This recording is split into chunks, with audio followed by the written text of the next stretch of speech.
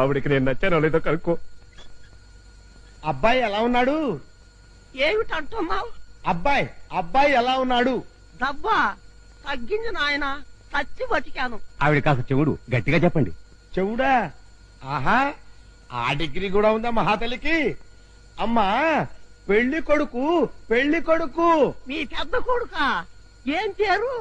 వామ్మో, ఇది మామూలు చెవుడు కాదురా నాయనోయ్, పుట్టు చెవుడురా దేవుడోయ్. పట్టాది రావుడా? కాదమ్మా, ఆంజనేయ స్వామి. ఇదెక్కడ దొరికిందిరా నా కర్మ? చర్మ కూడా ఉందా చివర్లో? శర్మేమిటమ్మా నా పిండాకుడు?